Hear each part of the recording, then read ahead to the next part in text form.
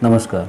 Corona virus की third wave India में कब आ सकती है और कोरोना वायरस की थर्ड वेव से इंडिया के लोगों को कितना नुकसान होने की उम्मीद है? कोरोना वायरस के कई वेरिएंट्स को देखते हुए जो कि आज हमारे बीच मौजूद हैं, ये सब सवाल बहुत अहम हैं।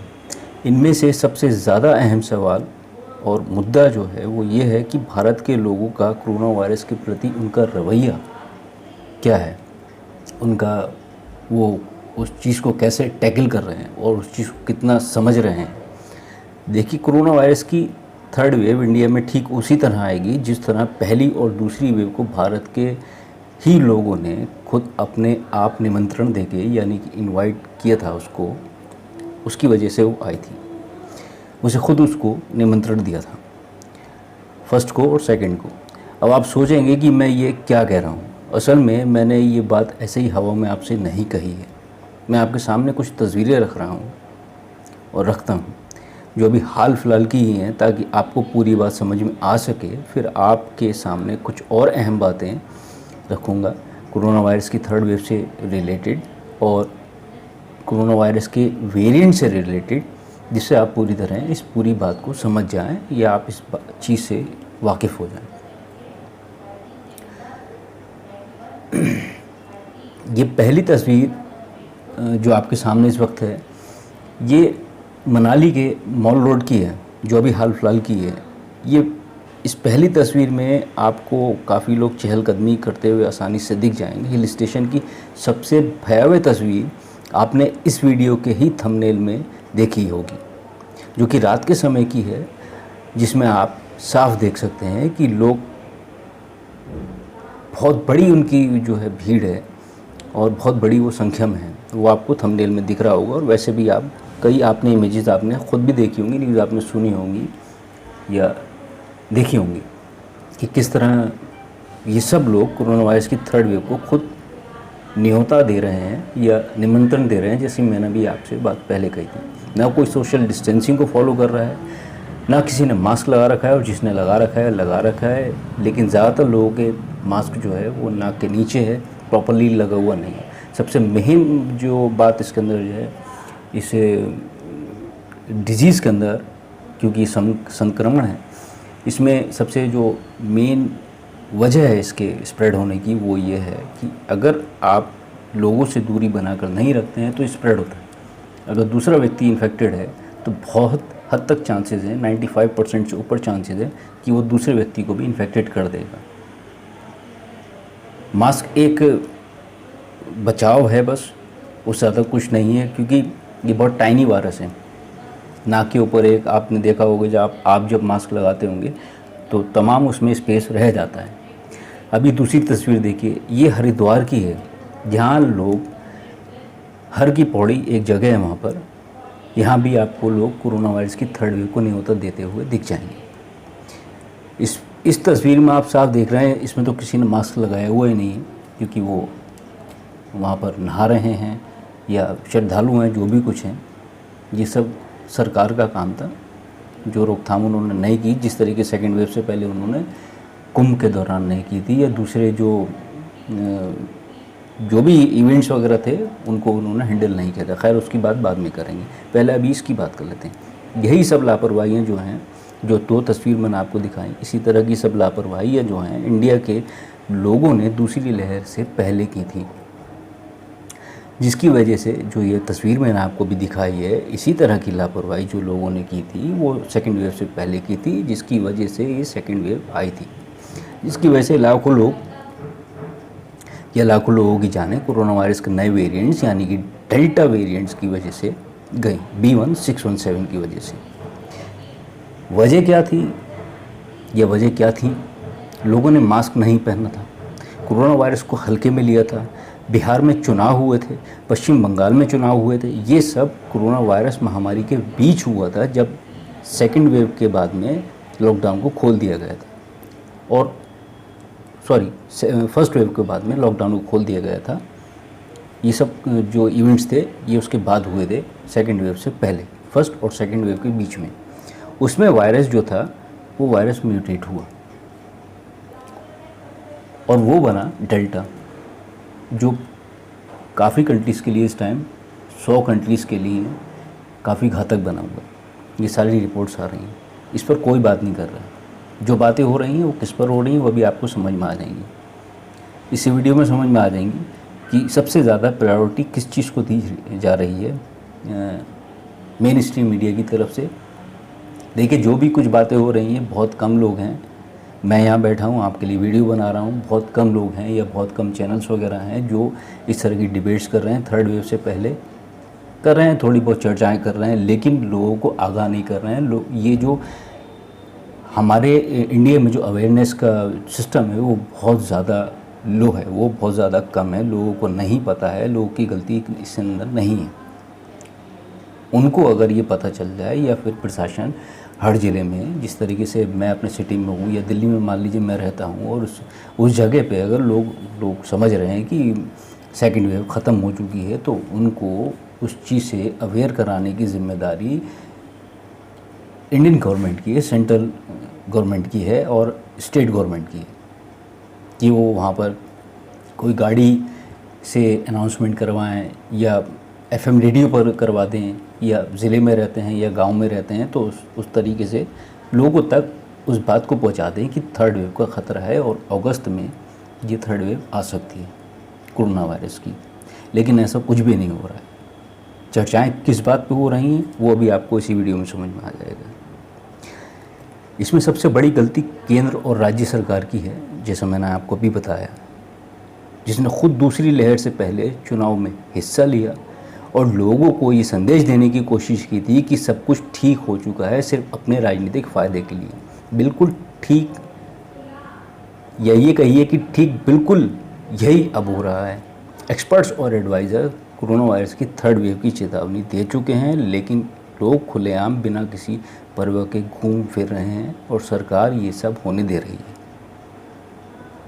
और ये क्यों होने दे रही है? वो इस वजह से क्योंकि 2022 में चुनाव की तैयारी है या चुनाव आने वाले हैं।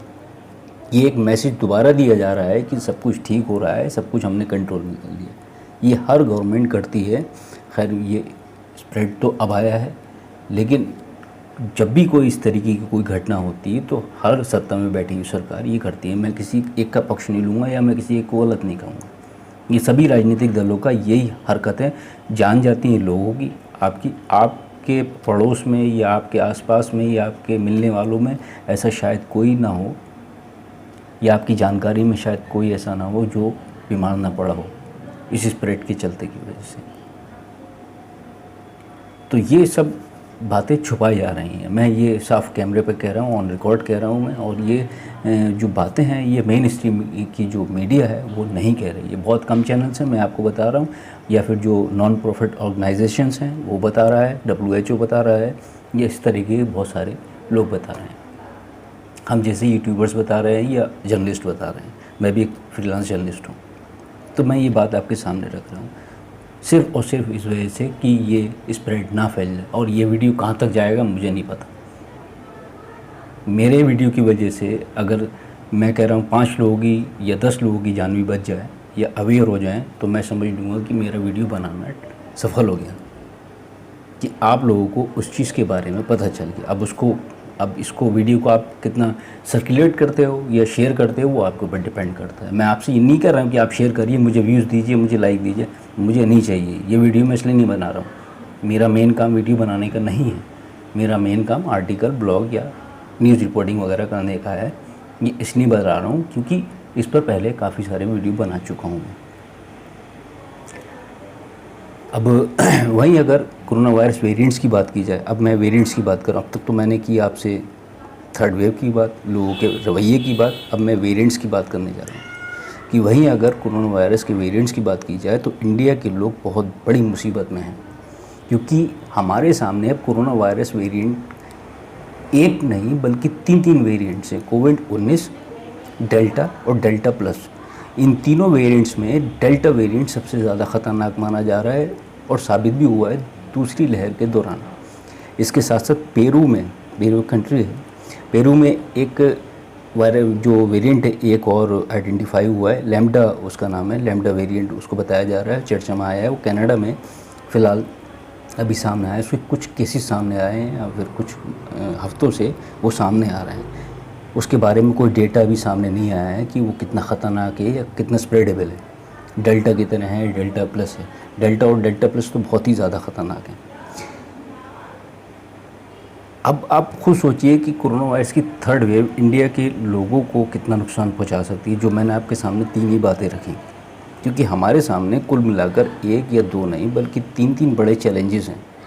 एक, इंडिया के लोग कोरोना वायरस के महामारी में जारी उनका गैर जिम्मेदाराना जो रवैया है और जो उनका बिहेवियर है। 2, खुद भारत की सरकार जिसे सिर्फ चुनाव दिख रहे हैं या फिर अपनी इमेज दिख रही है। 3, कोरोना वायरस के तीन जानलेवा वेरिएंट्स जिनको मैंने आपके सामने अभी गिनाया, कोविड-19, डेल्टा प्लस और डेल्टा, और लैम्डा और आने वाला है। ये आ सकता है, ये डिटेक्ट कभी भी हो सकता है भारत में। कोई भी कंट्री किसी भी उससे बाहर नहीं है। इसलिए कोरोना वायरस की थर्ड वेव से अगर इंडिया के लोग और आप बचना चाहते हैं तो वो उन सभी बातों को प्रायोरिटी दें जो WHO ने निर्धारित की हैं। यानी कि मास्क लगाएं, दूरी बनाकर रखें, हाथ धोते रहें, बेवजह बाहर जाने की ज़रूरत अगर नहीं है तो बिल्कुल भी ना जाएं, बचें वहाँ जाने से। ये आपकी प्रायोरिटी में होना चाहिए, यानी कि आपकी प्राथमिकता में होना चाहिए। क्योंकि सरकार की प्रायोरिटी में क्या है वो मैं, आप और हम सब आजकल देख ही रहे हैं। मैं ये सिर्फ आपको सारी बातें बताना चाहता था कि हमारे पास 3 चैलेंजेस हैं और उन 3 चैलेंजेस में भी बहुत बड़े ये मतलब 3 चैलेंजेस हैं। एक, हमारे ये थर्ड वेव जो हमारे पास आने वाली है। दूसरा, इंडिया के लोग और हमारी गवर्नमेंट। और तीसरा, ये वेरिएंट्स। और एक पोर्शन में कई मुसीबतें हैं। ये 3 पार्ट्स तो हैं ही मुसीबत के, और उन 3 पार्ट्स में भी एक पार्ट्स में कई मुसीबतें हैं। अगर मैं थर्ड वेव की बात करता हूँ तो वो कितनी पीक में होगी या कितना लेवल उसका होगा नहीं पता, क्योंकि लोग अवेयर नहीं हैं। दूसरा, खुद लोग हैं और केंद्र सरकार है या राज्य सरकारें हैं जो खुलेआम घूम रहे हैं और अपने चुनाव भी कर रहे हैं, और लोग भी इसी तरह की गलतियाँ कर रहे हैं। और जो अवेयर भी हैं तो वो भी लापरवाही कर रहे हैं। ऐसा नहीं है कि सब अनजान है इस बात से कि थर्ड वेव आने वाली है, उसकी बिल्कुल वो अनजान है। मैंने यहाँ बिल्कुल ये नहीं कहा है। सरकार अपनी खाना पूर्ति कर रही है जो उसको करनी है, लेकिन उस स्तर पर नहीं कर रही है जो मुझे दिखनी चाहिए। ये मैं अपनी व्यक्तिगत बात बता रहा हूँ। और तीसरी मुसीबत वो है जो हमारे सामने वेरिएंट्स हैं। 3 वेरिएंट्स पहले से मौजूद हैं और एक और आ सकता है, उसका ये पता नहीं कि वो कितना ख़तरनाक हो सकता है। एक बात आप मैं इसमें वीडियो में और जोड़ दूँ आखिर में चलते चलते, कि जो डॉक्टर एंथनी फॉजी हैं, इसके स्पेशलिस्ट, वो जो वायरोलॉजिस्ट हैं अमेरिका के, उन्होंने डेल्टा को बहुत ज़्यादा इन्फेक्शियस बताया है। डेल्टा प्लस के लिए भी उनका यही कहना है कहीं ना कहीं। अब वो राजनीतिक बयान नहीं देना चाहते क्योंकि वो वहाँ के अमेरिका से हैं, और पहले भी उन्होंने कहा है कि मैं किसी भी तरह की ऐसी बात नहीं कहना चाहता जिससे राजनीतिक दलों में उठापटक हो जाए। तो वो बचना चाहते हैं। इंडिया और अमेरिका के जो रिलेशंस हैं उसमें वो बीच में नहीं आना चाहते, ना उनको वो ख़राब करना चाहते हैं, ना वो उनको इनक्रीज़ करना चाहते हैं। वो एक डॉक्टर होने का अपना फ़र्ज़ अदा कर रहे हैं और वो लोगों को आगाह कर रहे हैं। अब आपका ये समझना है ना समझना, ये आपके ऊपर डिपेंड करता है। तो आपको अगर बचना है, आपने अगर ये वीडियो पूरा देखा है और इस बात को समझा है, तो सिर्फ़ और सिर्फ आप सारी बातों को मत समझिए, बस इतना समझ लीजिए कि हालात बहुत अभी ज़्यादा बेहतर नहीं है, बहुत ज़्यादा ख़राब हैं। लोगों को आप, जिन लोगों को आप घूमता फिरता देख रहे हैं, उनसे आप अंदाज़ा मत लगाइए। जो फैक्ट है उस पर जाइए। आप ये बिल्कुल मत सोचिए कि ये जो वायरस है ये ख़त्म हो चुका है। सबसे पहले आपको मैं बता दूं कि वायरस कभी भी ख़त्म नहीं होते हैं। हमारी इम्यूनिटी इंक्रीज़ हो सकती है, उनसे लड़ सकती है, वैक्सीन्स वगैरह आ सकती हैं, या जो भी दवाई हैं वो आ सकती हैं फ्यूचर में। कब आएंगी पता नहीं। वायरसेस ख़त्म नहीं होते हैं, लेकिन इसीलिए आपको जो है अपने आप को सतर्क रखना है।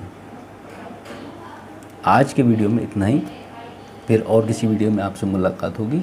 इससे पहले भी मैंने एक वीडियो बनाए थे कुछ, उसमें कुछ बातें मैंने आपको बताई हैं। अगर वो आपको काम की लगी हो लगे हैं तो वो आप देखिएगा। इस वीडियो को आप अगर शेयर कर पाएँ तो शेयर कर लीजिएगा, ताकि ज़्यादा से ज़्यादा लोगों तक ये बात पहुंच जाए, और लोग अगर मेरे वीडियो से कुछ लोग भी अगर बच पाएँ तो बहुत अच्छी बात है। धन्यवाद, नमस्कार।